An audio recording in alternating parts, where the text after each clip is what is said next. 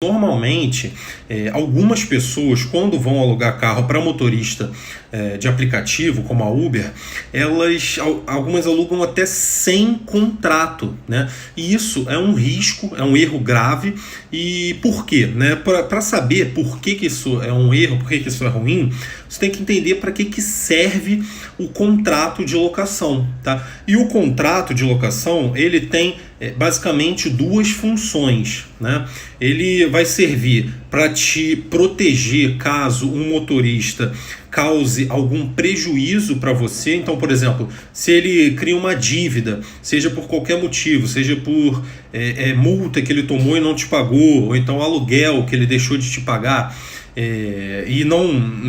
ou seja, ele não cumpriu com o acordado com você, você tem que ter um contrato certinho, de acordo com a lei, para, caso ele faça isso, você entre com uma ação judicial e cobre e obrigue esse motorista a te pagar. Você só vai conseguir fazer isso, entrar com uma ação judicial, se você tiver um contrato, né, e um contrato correto, um contrato de acordo com a lei, um contrato específico com o negócio que você está fazendo. Essa é a primeira função do contrato, tá? Te proteger quanto a isso, quanto à necessidade de você utilizar, né, e entrar com uma ação judicial.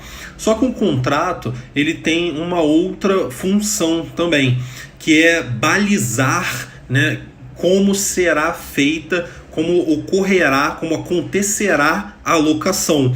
Então, o contrato, ele vai ser como um livro de regras do que o motorista vai poder fazer ou não durante a locação. Por quê? Porque o contrato, ele vai ser um manual ali que vai estar tudo escrito, e se o motorista estiver na dúvida ou do que ele pode ou o que ele não pode fazer, é só ele dar uma olhada no contrato e ver se é permitido ou não. Vou dar um exemplo aqui para ficar mais claro, né? Por exemplo, o pagamento tem que ser feito toda quinta-feira, uma cláusula do contrato. Caso não seja feito na quinta-feira, o motorista vai ter que pagar uma multa diária por dia de atraso. E o que isso significa, né? Isso significa que ele tem que pagar toda quinta-feira. Ele pode pagar na sexta-feira?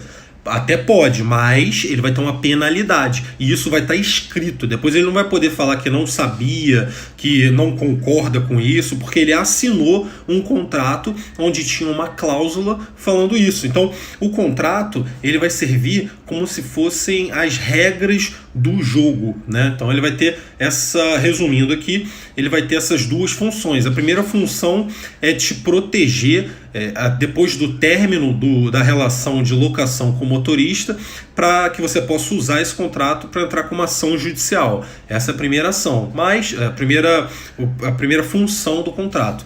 Mas a segunda função do contrato é você usar esse contrato como se fossem as regras do jogo, tá? Tudo o que pode e o que não pode ser feito, não tudo, né? Mas a grande maioria do que pode e que não pode ser feito tem que estar escrito no contrato.